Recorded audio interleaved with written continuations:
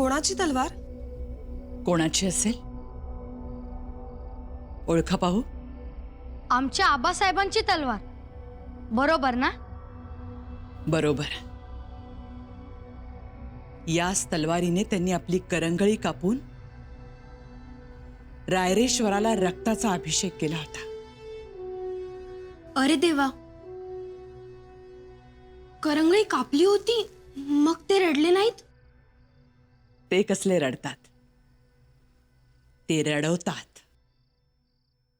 केवढे होते तेव्हा आमचे आबासाहेब? 15 वर्षांचे होते.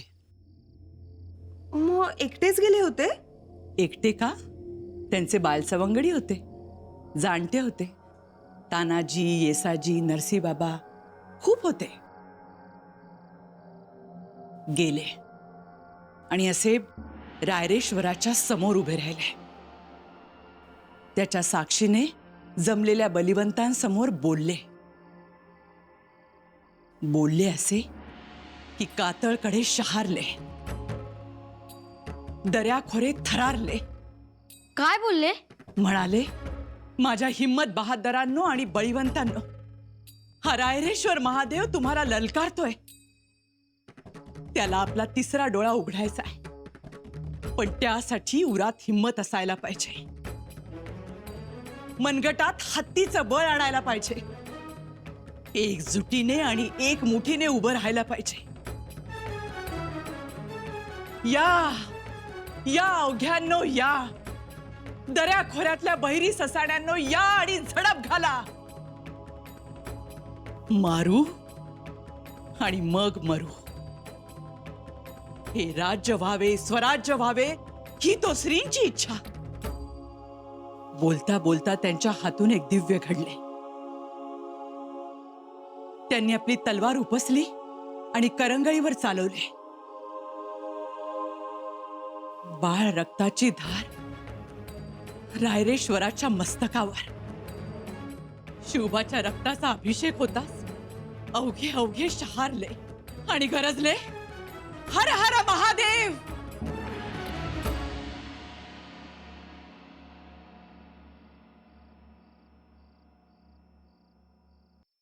पण तुम्ही सांगितलं होतं. आम्ही कशाला सांगतोय? त्यांचे त्यांनीच केले. लहान असल्यापासून ते असेच वागतात. त्यांना अन्याय अत्याचाराची चीड.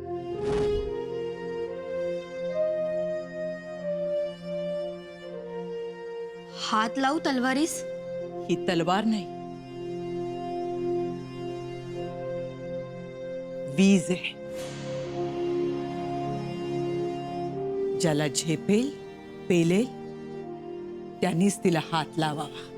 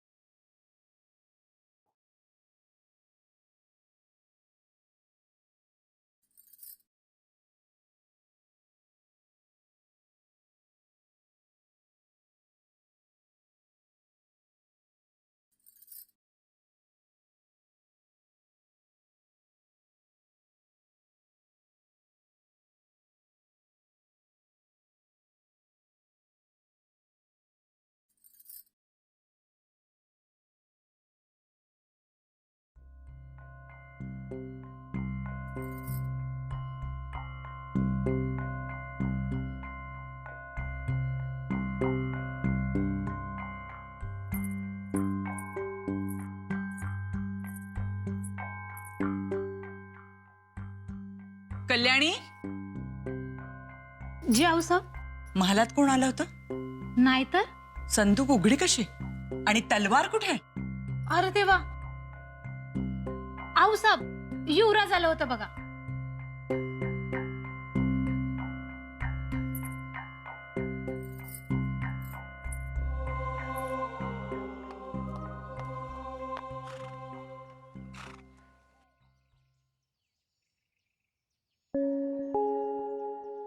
संधी चालून आली आहे. चला लवकर. चला.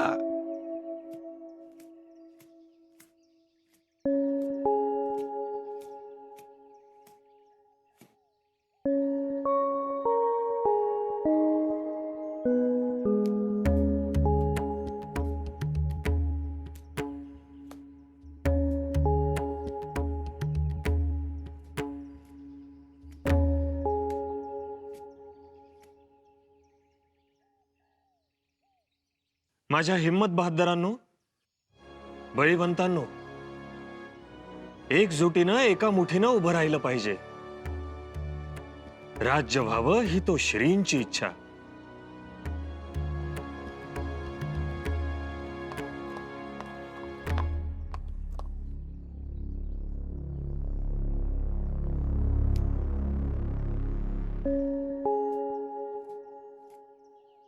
असं वय म्हणजे हिथं यायचं होतं वय तुम्हासनी.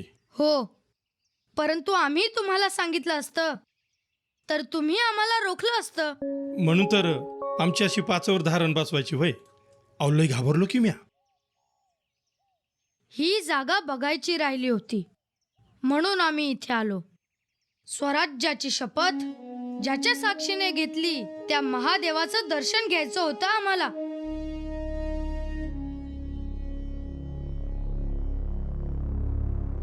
कोण आहे? मोरया, नाहीतर खांडोळी झाल्याशिवाय राहायची नाही. या मोरया.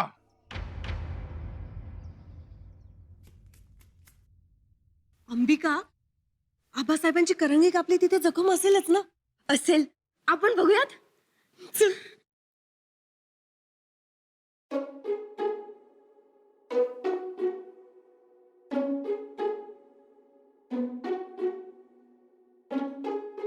राणूबाई, अंबिकाबाई या.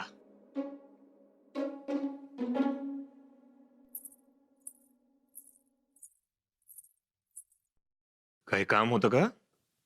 नाही.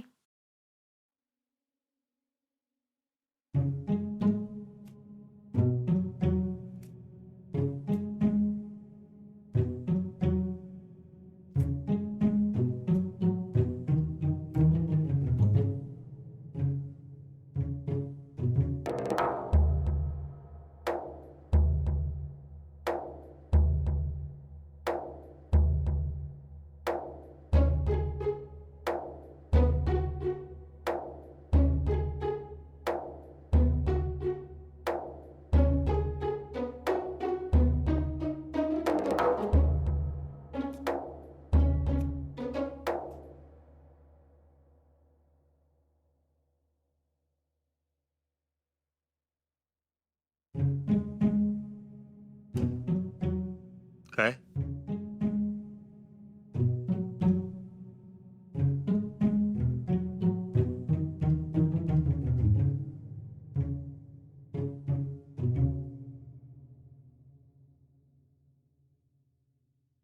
आबासाहेब, तुमच्या हातांच्या नखांवरती कवड्या आहेत. कवड्या? हा. त्या तर आम्ही गळ्यात घालतो. शगदंब. त्या नाही. आकाशात बगळा दिसल्यावर आपण नाही का म्हणत, बगळ्या बगळ्या कवडी दे. मग बगळा नखांवरती पांढऱ्या रंगाची कवडी देतो. आमच्याही नखांवर आहे. तुमच्या नखांवर आहे आबासाहेब? पण राणूबाई, आमच्याकडे तर 2-2 नख आहेत. एक आमचं नख आणि एक वाघ नख. आबा, तुमच्या हाताच्या नखांवर. नाही बुवा. पण तुम्हीच बघा आणि आम्हालाही दाखवा.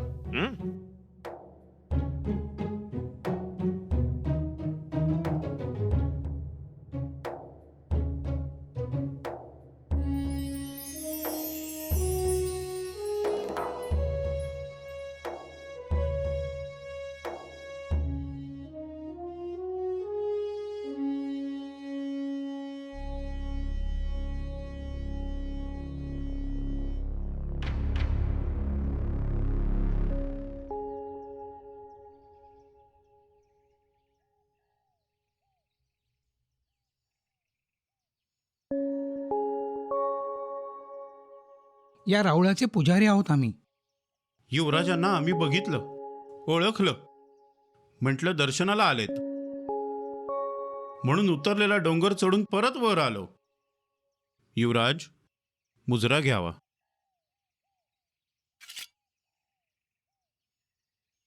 युवराजांना बघून डोळे आमचे तृप्त झाले. जीव हरपून गेला आमचा.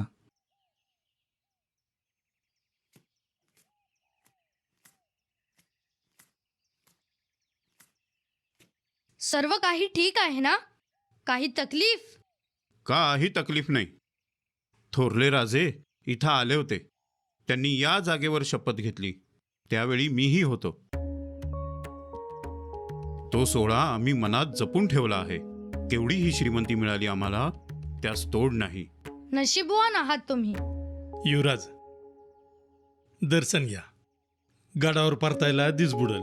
हम्म.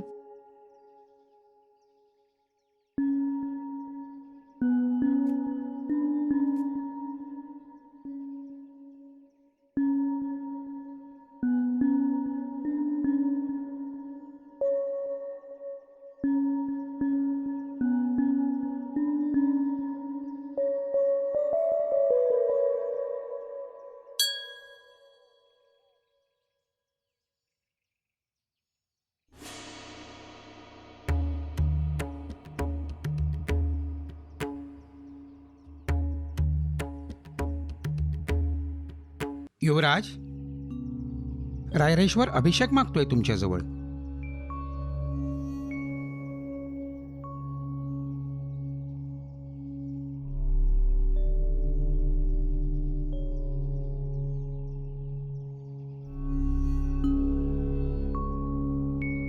असे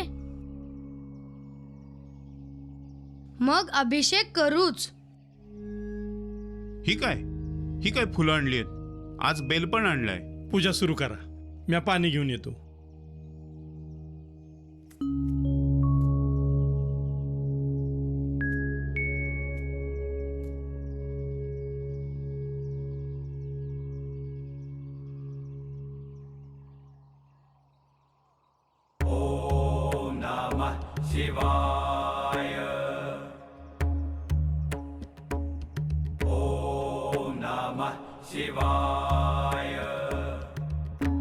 कुंडातलं पाणी चाटलं या.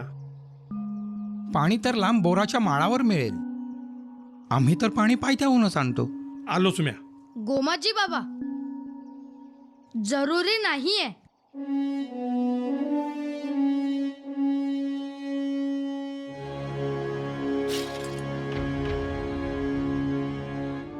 अभिषेक होईल.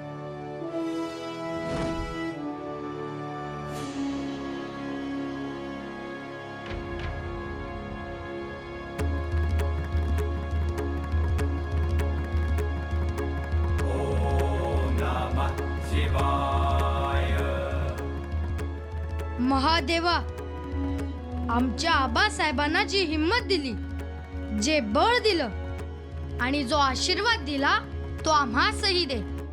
आमच्या हातून रयतेची सेवा होऊ दे आणि लोकांचे कल्याणही होऊ दे.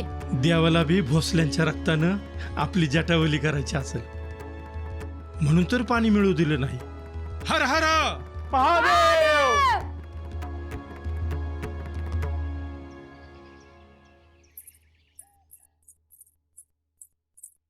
हे घ्या, वैद्यांनी कुडकुडीचा पाला दिलाय. बाई, केवढं लागलंय? परंतु सांगितलं कोणी होतं बोट कापून घ्यायला? बोट कापून नाही घेतलंय हो, रक्ताचा अभिषेक केलाय महादेवाला. पण कशाला एवढा उद्योग वाढवायचा म्हणतो आम्ही? केवढं ते बोट कापलंय. काळीच लखन हल्लं आमचं. अर्ध बोट कापलंय हो. खूप दुखतंय का शंभूराचे? दुखत असेलच हो. हो तर एवढे सुकुमार आहेत आपले शंभूराजे. हा एवढा घाव सोसेल का यांना? आणि पुढे जाऊन तर घावच घाव सोसायचे आहेत त्यांना. म्हणजे मोहिमेवर गेल्यानंतर शत्रूंचे घाव सोसावेच लागणार ना. अहो, जेवढे घाव अंगावर तेवढा अभिमान भोसले कुळीला वाटतो. बाळाचं वय लहान आहे अजून. शिवाय सवय नाही, बरोबर ना? शंभूबाळ, कोण होता आपल्या बरोबर? त्यांनी अडवलं नाही तुम्हाला? नाही, आम्ही काय करतोय हे आम्हालाच कळलं नाही. महादेवाचं राऊळ बघून भारावले ते. आणि मासाहेब, आबासाहेबांनी घेतलेली शपथही ऐकू आली त्या गाभाऱ्यात. मग काय, आबासाहेबांची तलवार होतीच आमच्या जवळ. आम्ही पण घातला महादेवास रक्ताचा अभिषेक.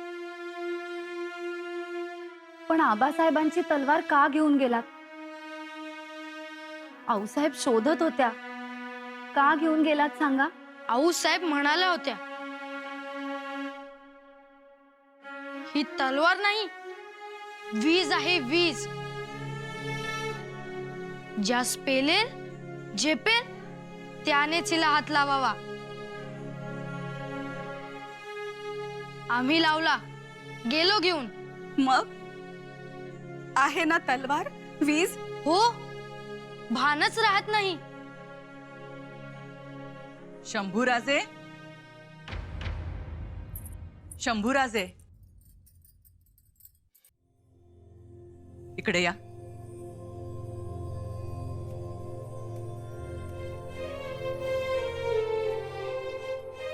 ती तलवार द्या इकडे.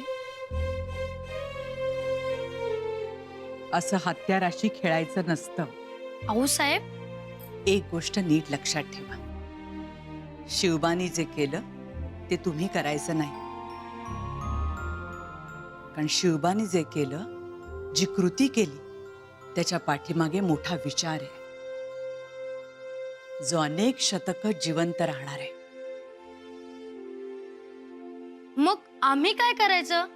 निरीक्षण करायचं, अभ्यास करायचा, पारखायचं, निरखायचं. दगडाची वाचा कळली पाहिजे, पाना फुलांचं मनोगत समजलं पाहिजे, माणसांच्या अश्रूशी बोलता आलं पाहिजे. आबासाहेबांशी बोलतात? दगड, पाने, फुले बोलतात. मग त्यासाठी त्यांनी काय केलं? काय शिकले ते? गनिमी कावा. गनिमी कावा? मग आम्हाला कोण शिकवणार? आम्ही शिकवू, पण त्यासाठी तुम्हाला आमच्या बरोबर एक खेळ खेळावा लागेल. आम्ही खेळू. त्या खेळात तुमची हारही होऊ शकते. आऊसाहेब, कदाचित आमचा विजयही होईल आणि तुमचा पराभव. आमचा पराभव तर अजून कोणी केला नाही.